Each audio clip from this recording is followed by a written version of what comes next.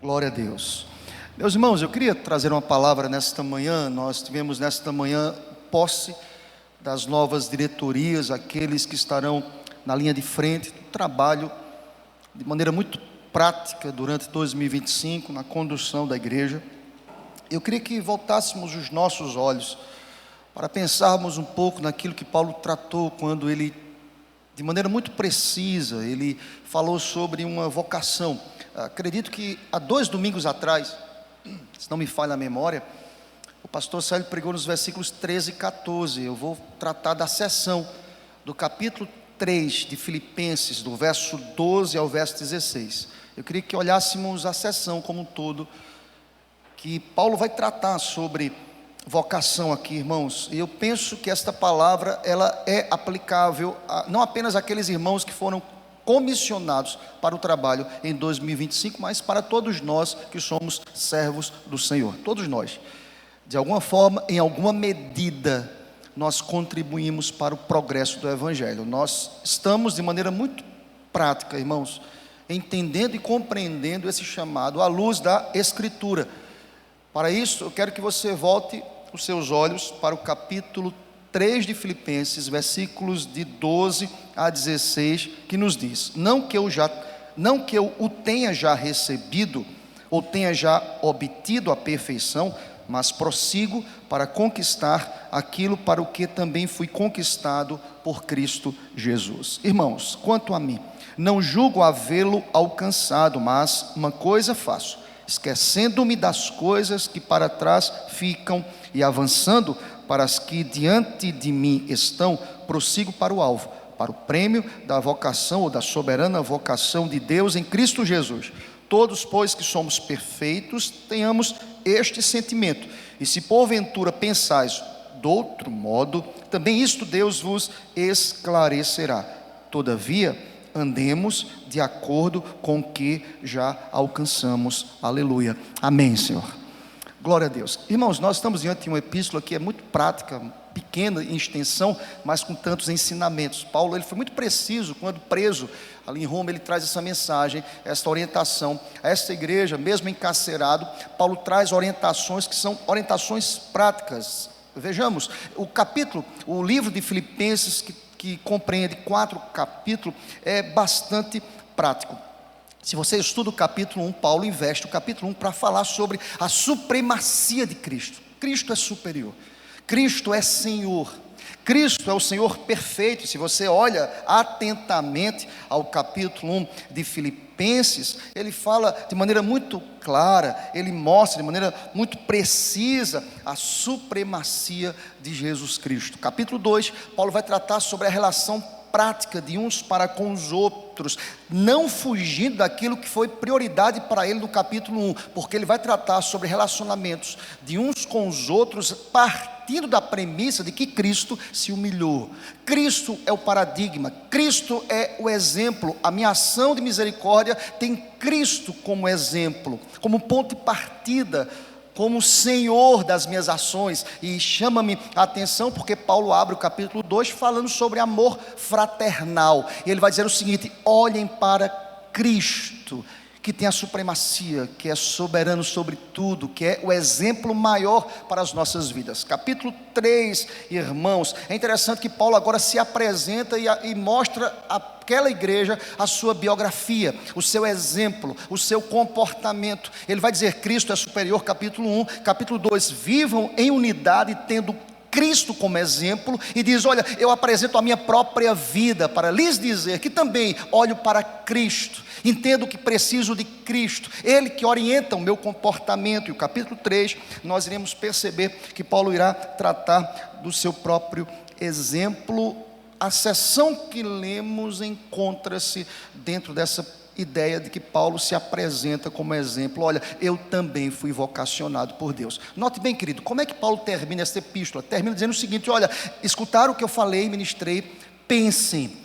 Em que vocês devem pensar, o que deve motivar as ações de vocês. Tudo começa aqui, irmãos, na nossa relação íntima com Deus. E Paulo termina a sua epístola falando sobre: irmãos, finalmente, tudo que é verdadeiro, tudo que é respeitável, tudo que é justo, tudo que é puro, amável, de boa fama, se alguma virtude há e se algum louvor existe, seja isso que ocupe o vosso pensamento. Veja que perfeição nessa escritura. Ele vai dizer o seguinte: o que também aprendestes, com quem? Capítulo 1, com Cristo, com as relações interpessoais, com a sua própria vida, com o seu exemplo, com a sua conduta, o que aprendestes e recebestes e ouvistes e vistes em mim, isso praticai.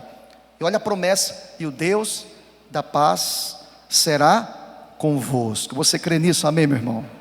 Glória a Deus. Estamos falando nesta manhã sobre a santa e a soberana vocação de Deus. Todos nós fomos chamados por Deus. Paulo investe aqui esta seção do verso 12 ao verso 16 para nos dizer, irmãos, e nos mostrar os valores desta vocação. Nós precisamos entender isso de maneira muito prática, irmãos. Paulo, ele, de maneira muito precisa, ele tem uma visão ampla de todos os momentos de sua própria vida. Paulo foi alguém que abriu mão, olhando para o passado, dos seus valores, e que no presente Paulo se viu como um atleta que corre celeremente para a linha de chegada, a meta final do cristão. E no futuro, irmãos, Paulo entendeu que ele era apenas um estrangeiro aqui. Eu sou um passageiro, eu estou de passagem nesse mundo, eu não posso fixar residência aqui na terra. Há um propósito maior. Lembrem-se, todos nós que fomos vocacionados por Deus para uma obra, nós precisamos entender que há uma missão que é maior do que aquilo que nós conseguimos enxergar. Nós não podemos limitar a nossa missão à esfera terrena, e louvado seja Deus por isso. Vocês sabem que a quem muito Deus deu como missão, Ele muito irá cobrar, irmãos. Isso é muito sério. Então todos nós que fomos chamados por Deus para uma missão, para a coordenação, para a liderança, eu não posso realizar esta obra de qualquer jeito. Eu preciso entender que fui chamado, como Paulo foi chamado, de maneira soberana, de maneira precisa pelo próprio Deus. Eu queria olhar para esses versículos, irmãos, pensando sobre esta santa vocação, olhando para aquilo que Deus nos deseja de nós, requer de nós enquanto líderes e liderados. Vejamos, irmãos, algumas verdades sobre o ensino de Paulo, tratando dos versos 12 a 16, quanto a este chamado de Deus. Lembre-se, capítulo 3, é Paulo apresentando sua própria vida como exemplo. Eu não posso terceirizar isso. Eu preciso me apresentar à igreja. Você precisa se apresentar à igreja, à sociedade, dizendo: olha, eu entendo que fui chamado por Deus. Eu entendo que recebi uma vocação que é soberana, que é santa, que é precisa, que é intransferível. Se Deus lhe chamou, querido, para o santo e maravilhoso ministério, você não pode transferir isso a outro, chamado específico para você. Lembrem-se de Jonas, que tentou de alguma forma burlar esta santa vocação, esta soberana vocação do Senhor. Aplica-se, irmãos, à salvação, mas aplica-se aos aspectos práticos da santificação. E aí eu quero que você entenda, querido, algumas verdades colocadas aqui, essenciais para todos nós que queremos desenvolver o trabalho em 2025. Vejamos, a primeira ideia aqui do texto, irmãos, é que Paulo, que foi chamado por Deus, ele é alguém que tem consciência que precisa buscar constantemente a perfeição. Há um sentimento aqui, irmãos, claro, daquele que lidera, de insatisfação com a sua própria vida. Eu vou repetir, há um sentimento claro, tácito no texto, de que alguém que está insatisfeito com a sua vida. Ou seja, eu não posso chegar a um nível espiritual para que eu possa dizer: não, eu cheguei ao máximo, ao ápice, ao cimo do monte, a tal ponto de dizer: eu não preciso de nenhum acréscimo, eu estou bem espiritualmente. Paulo, diferentemente desta ideia de alguém como super crente, Paulo era um crente insatisfeito com a sua própria vida.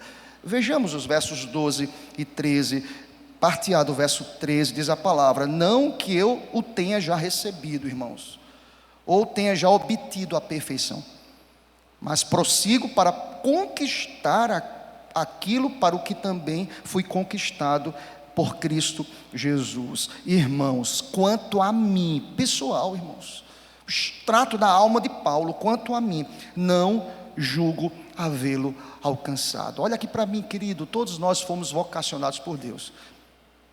Quero dizer para você, querido, que eu preciso acordar todos os dias e dizendo a Deus: Deus, eu preciso de Ti para realizar a obra. Eu não estou satisfeito. Eu preciso estar pronto em Ti, Senhor. Vocês entendem isso, irmãos? Paulo diz: eu não alcancei a perfeição. Paulo está escrevendo uma carta, preso, feliz, alegrai-vos sempre no Senhor, mas ele fala assim: eu não estou satisfeito, eu não estou perfeito, eu não estou pronto, eu estou sendo trabalhado por Deus. Veja, aqui é um aspecto de progressividade, em matéria de progresso rumo à perfeição. Paulo é um irmão entre os irmãos. Por ser líder, Paulo não deixa de ser um cristão que luta como os demais para alcançar o que Deus preparou, à mercê das realidades que os seus liderados estavam vivendo. Pastor não é super pastor, não é perfeito. Você que é líder, você não é perfeito. Você não pode se apresentar aos liderados em um status de perfeição. Pelo contrário, nós precisamos acordar todos os dias insatisfeitos com a nossa vida espiritual e dizendo: não que eu já tenha alcançado, mas eu prossigo para aquilo que Deus me chamou. Aleluia. Nós precisamos recorrer àquele que pode. E aqui a metáfora usada por Paulo, nós já falamos sobre isso em algum outro momento, é a metáfora de um corredor, de alguém que participa de uma corrida, de alguém que entende o propósito de Deus. Embora tenha sido convocado por Deus, Paulo diz: eu sou frágil. Embora aquele que chamou perfeito, eu sou imperfeito. Embora aquele que foi chamado por Deus para ser um instrumento, note bem, valoroso na pregação do Evangelho, no plantio de novas igrejas, Paulo diz: não que eu já tenha obtido a perfeição, nada disso. Eu estou prosseguindo, eu estou caminhando, eu estou perseguindo isso. Eu preciso ter essa consciência, irmãos. E quem sabe você está aqui nesta manhã insatisfeito consigo mesmo. Quem sabe com o seu coração, com a sua mente, com a sua vida. Quem sabe você anda trôpego, quem sabe até parado, nem caminhando você está. Eu quero dizer que Paulo aqui não faz uma comparação com os outros. Paulo olha para dentro de si mesmo. Paulo diz: eu sei quem eu sou. Lembre-se, capítulo 13, a biografia de Paulo. Eu sei quem eu sou, não precisa ninguém dizer quem eu sei quem eu sou. Eu sei o que passa, as minhas lutas, o bem que eu quero fazer, eu não faço. Mas o mal sempre se apresenta diante de mim. Eu quero dizer para você, inicialmente, querido, que Paulo diz assim: eu não cheguei à perfeição. Eu estou perseguindo isso. Irmãos, eu quero que vocês entendam, a palavra perfeito aqui traz esta ideia de maturação, mas também traz uma ideia de perfeição. Vou explicar para vocês. Se você perceber no verso 15, só porque você entende o que ele diz, vai para o verso 15. Olha o que ele vai dizer: todos, pois, que somos o quê? Vocês estão comigo? Verso 15, parte A, leiam comigo. Todos, pois, que somos. Entrei em crise agora, irmãos. Paulo vai dizer no verso 12: eu não obtive a perfeição. Nós somos perfeitos? Paulo está entrando em contradição nessa sessão aqui? Nada disso, irmãos. A palavra perfeito é usada aqui em dois contextos aqui. Paulo primeiro trata sobre perfeição no verso 12, sobre a perfeição que é irretocável, que nós receberemos quando formos glorificados. Lá seremos perfeitos. Mas Paulo vai tratar no verso 15 sobre a perfeição da maturação, da maturidade cristã. Nós temos pessoas maduras, e Paulo quer dizer: eu sou maduro, e sou tão maduro espiritualmente que eu entendo que eu não sou perfeito. Eu tenho tanta maturação, eu não sou um neófito na fé, que eu digo para vocês que eu estou à procura. O cristão maduro faz uma autoavaliação. Essa autoavaliação, ela tem que ser honesta, irmãos. É a consciência da própria imperfeição, insatisfação pelo status quo que eu estou agora. Por exemplo, eu sou um imperfeito que estou aqui sendo usado por Deus como boca de Deus para pessoas imperfeitas, mas soberanamente Deus nos usa. Louvado seja Deus.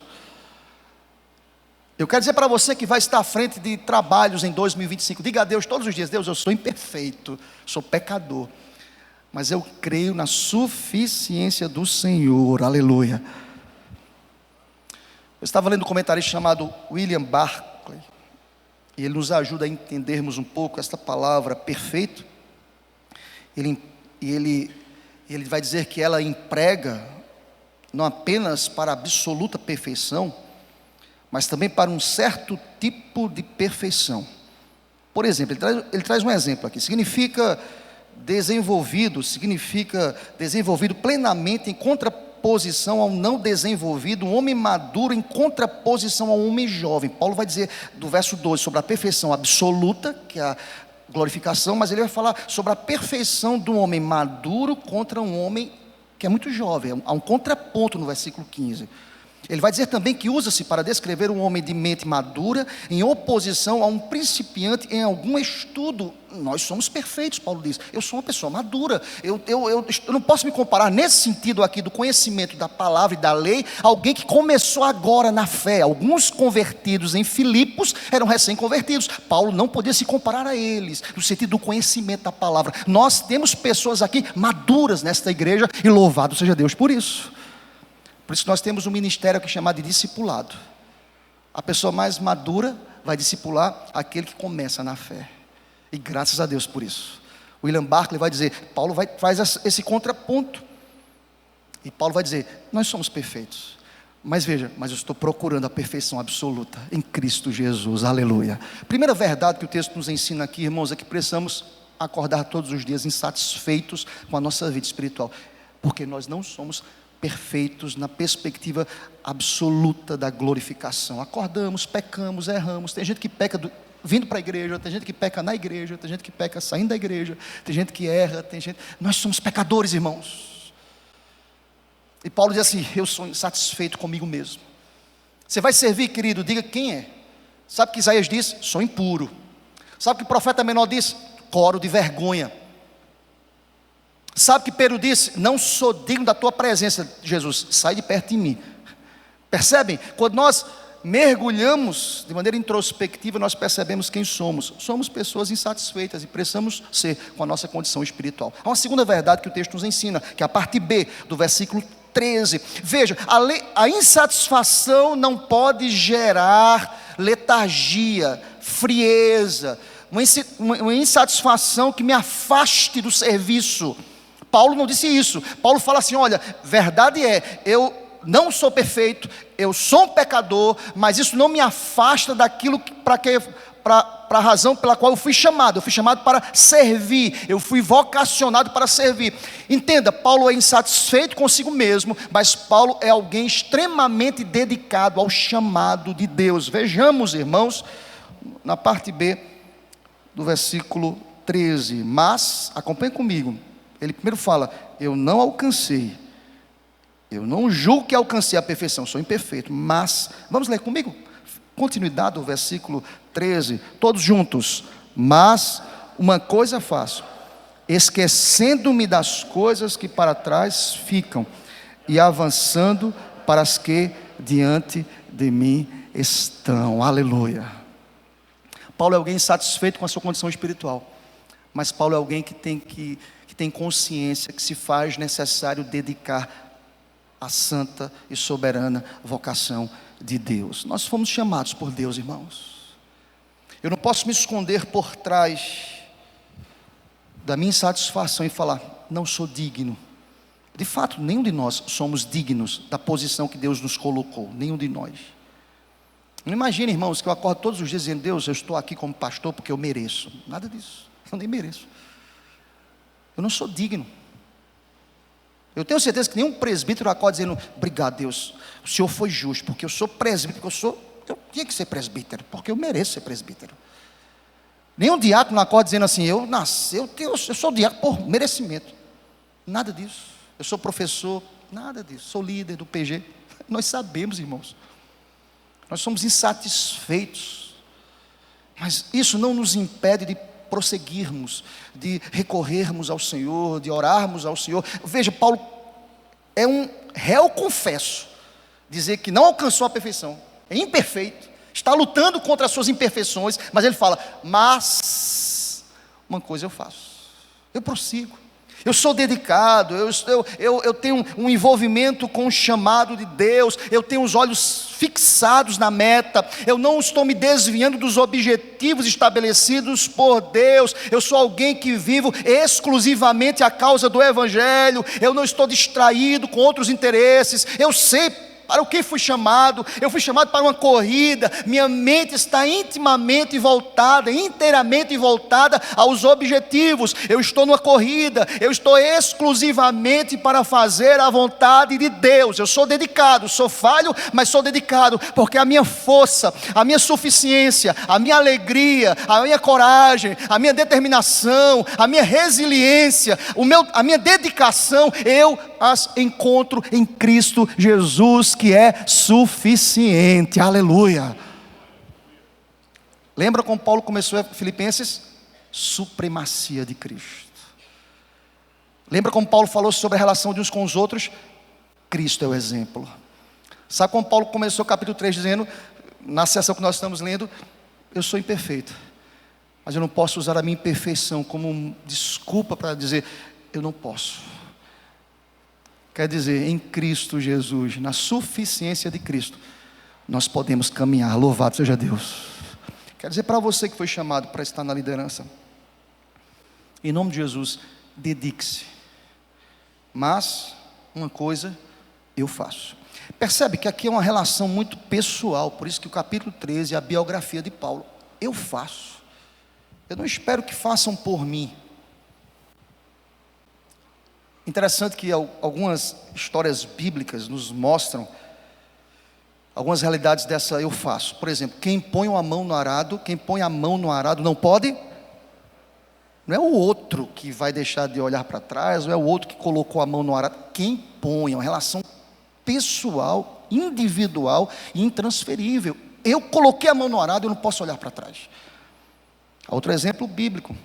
Lembra de Marta, que ficou tão distraída, mas Jesus lhe disse que uma coisa só é necessária, Marta. Uma coisa.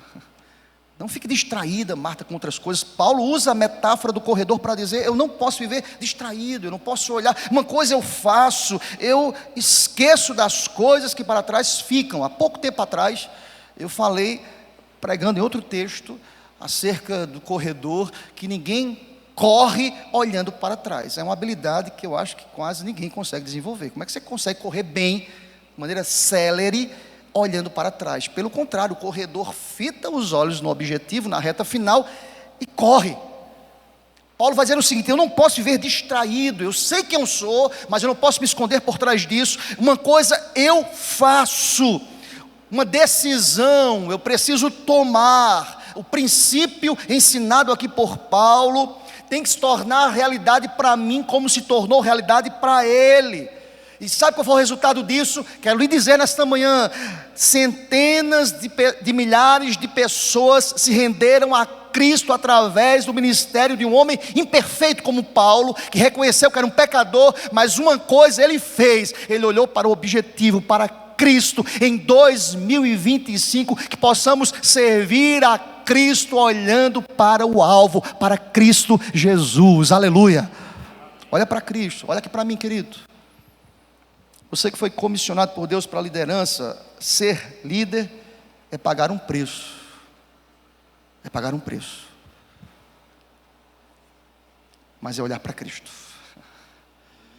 Imagine que todas as vezes que você vai estar na sua liderança, você vai receber alguém bater nas suas costinhas dizendo o seguinte: rapaz, você é bom, viu? Rapaz, você não. O líder, ele vai receber pedradas.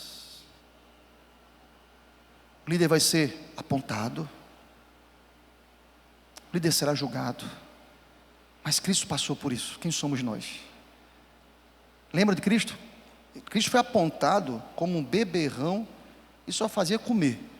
Ele está com um grupinho aí que se reúne, que anda nos vilarejos de um lado para o outro. Deixa ele. Logo no início, Jesus não mexeu com ninguém, porque deixa ele. Deixa para lá. Tem até um meme, né? Deixa ele, né? Uma coisa assim, deixa ele. Ele começou a andar de um lado, não mexia com ninguém. Deixa. era um comelão, ele era um beberrão, deixa ele aí, ele está se reunindo com as pessoas mais simples, não mexe com ninguém, deixa ele aí. Ele foi apontado, ele foi julgado, ele foi escarnecido, ele foi cuspido. Mas sabe o que Jesus fez na cruz? Ele disse assim: Deus, derrama um raio aí, mata todo mundo. Nada disso. Sabe o que ele disse? Pai, perdoa-lhes, eles não sabem o que fazem. Olha aqui para mim, querido, você precisa se dedicar como eu preciso na liderança, entendendo que ser líder é pagar um preço. Seja dedicado. Uma coisa eu faço. Mas vejam, o texto continua. Além de dedicado, eu preciso entender que para essa liderança eu preciso de determinação. Olha os versículos 14 a 16, aí fecharemos a sessão, irmãos. Veja, olha como Paulo termina. Veja, Paulo vai dizer para a gente, no versículo anterior, que ficar olhando para trás, num saudosismo do passado é perigoso. Eu não vou olhar para trás, eu vou avançar para as coisas que estão além, diante de mim. Eu não posso ficar no saudosismo. Aí sabe o que eu lembrei? A mulher de Ló olhou para trás e virou uma estátua de sal. Eu não posso olhar para trás. Tem gente que, eu não vou mais, pastor, porque um dia eu fui bom. Quem é bom, irmãos? Um dia eu fiz, graça de Deus, um dia eu fui envolvido. Deus tem chamado as nossas vidas para o serviço no presente, a uma santa e soberana vocação, e quem foi chamado por Deus para servir, precisa dizer ao Senhor Deus todos os dias: Deus, eu quero te servir com alegria, porque a suficiência vem do Senhor, aleluia.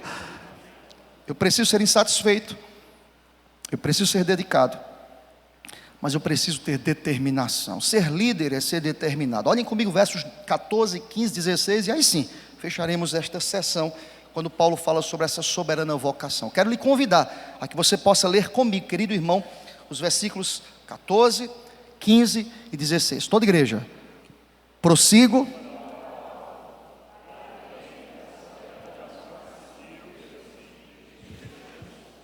Todos, pois, que somos perfeitos, tenhamos este sentimento. E se porventura pensais de outro modo, também isto Deus vos esclarecerá. Todavia, andemos de acordo com o que já alcançamos. Você pode dizer amém por essa palavra? Líder tem que ter direção, irmãos, porque os liderados esperam do líder. É um princípio de lograr êxito na corrida, é ter direção. Paulo vai dizer: prossigo para o alvo. Líder tem que ter direção, irmãos. Os liderados precisam ser liderados de fato. Ser líder não é apenas compor na relação dos que foram chamados aqui hoje à noite para compor a direção da igreja em 2025, para ocupar um cargo. Não é para ocupar um cargo. O líder precisa direcionar, irmãos. Você foi chamado por Deus para direcionar. Paulo diz: prossigo. Eu estava lendo esse verbo aqui, prosseguir, usado por Paulo, e me chama a atenção porque o verbo prosseguir, usado por Paulo, traz uma ideia aqui de esforço intenso.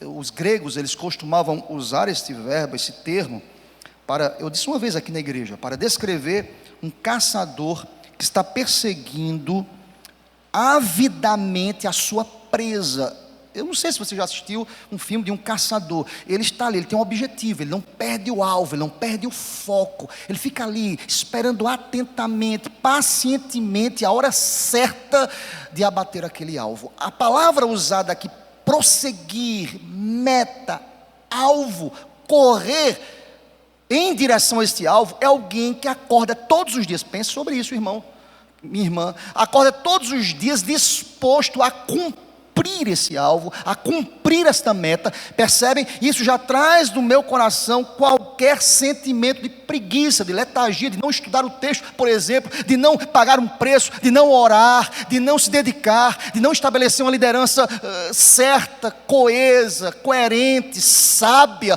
Percebam, essas realidades estarão presentes se eu prosseguir, se eu fitar o alvo, se eu pagar um preço. Eu nunca fui um caçador, irmãos, nem tenho experiência, mas já conversei com pessoas que caçaram. tudo permitido e legalizado, né, irmãos? Não de forma clandestina, mas algumas pessoas que já fizeram isso.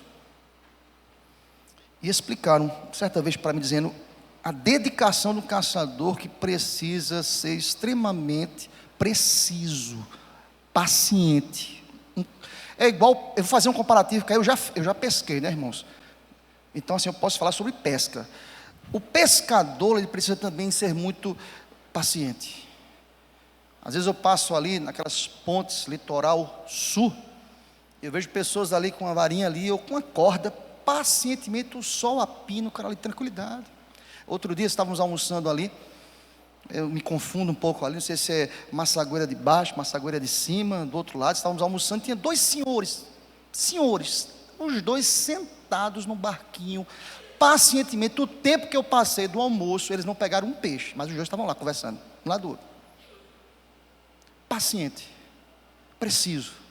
Olha aqui para mim, querido, o líder, ele não pode permitir que o assodamento, a pressa, o pragmatismo, o desejo de ver crescer, tome o coração dele. Ele precisa entender, o meu coração, a minha mente, os meus olhos estão fitos no alvo. Paulo diz, prossigo para o alvo, louvado seja Deus.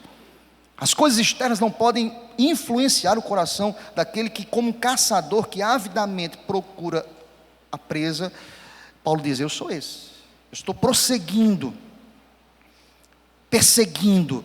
A vocação de um crente em Cristo é assim. Paulo diz, prossigo para o alvo. Se você estudar a palavra alvo no original, essa palavra alvo, ela só é encontrada aqui, em todas as cartas de Paulo. Essa ideia de alvo, como nós já falamos certa vez aqui na igreja, significa a fita diante da meta, no final da pista. O atleta se dirige e dirige o seu olhar para o alvo. Percebe? Não há nenhum atleta, perceba isso, que corra olhando para as arquibancadas, olhando para as críticas, olhando para o que as pessoas falam. Se um atleta, um líder ficar correndo e olhando para as críticas, claro, existem críticas construtivas, devemos puxá-las para todos nós, mas Paulo diz, eu olho para o alvo. Eu sou determinado, eu sei em quem tenho crido, a fita é o alvo final. Eu quero dizer para você que foi chamado para ser líder, em nome do Senhor, seja determinado, olhe para o alvo, louvado seja Deus. Olha o que Paulo vai dizer, verso 14, para o prêmio da soberana vocação de Deus. Diferentemente dos louros que os atletas nos jogos recebiam e recebem, o nosso prêmio é eterno, louvado seja Deus. Deixa eu dizer uma coisa, quem sabe você como líder, no ano 2025, você não receba os louros, os aplausos, os reconhecimentos, que quem sabe você deseja receber. Cristo está olhando para o teu coração, Cristo está olhando para as nossas obras, Cristo está olhando para as nossas mentes, Cristo está contemplando o coração daqueles que foram chamados para uma santa e maravilhosa vocação. Porque o prêmio, olha que coisa maravilhosa, Paulo diz, o prêmio da corrida terrena é perecível, o prêmio na corrida celestial é imperecível. Na primeira corrida, um só pode vencer. Na última, na celestial, todos os que amam a vinda de Cristo são vencedores. Ele fala sobre isso, 2 Timóteo 4:8, depois você confere lá. Todos que amam a Cristo são vencedores. Paulo não está correndo aqui em busca de prosperidade, de saúde, de sucesso, de fama. Veja, já começam a pular essas mensagens no Instagram, nas redes sociais. O que é que você quer para 2025? Eu quero sucesso, eu quero fama, eu quero saúde. Tudo isso é bom, né, irmãos? Saúde não é bom? Prosperidade é ruim, irmãos? Bom. Tudo isso não é coisa, é legítimo isso, irmãos. Mas vejam, Paulo está dizendo assim, eu estou procurando essas coisas. Eu quero dizer para você que está à frente de um trabalho, procura aquilo que é eterno, aquilo que honra o Senhor. Por quê? Pelas razões que ele coloca no verso 15. Nós somos maduros, nós somos perfeitos, temos esse sentimento. Olhemos para o alvo.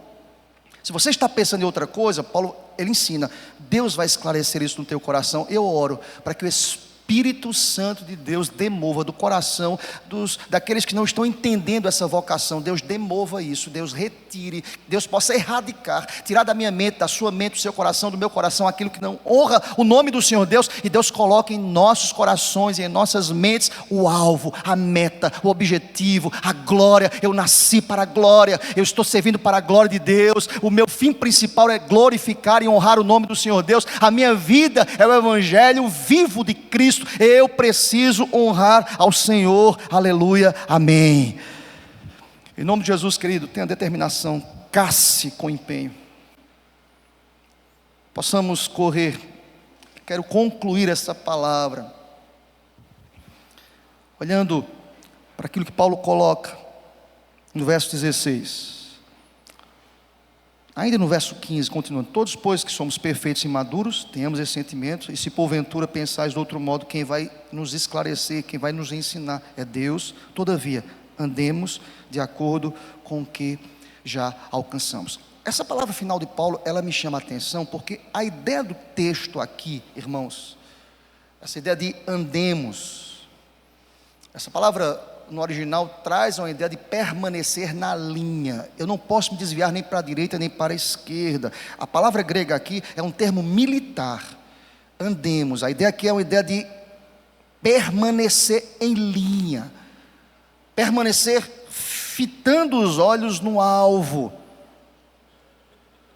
Não, olha o que Paulo quer dizer aqui, que você entenda isso. Não basta apenas correr, pastor.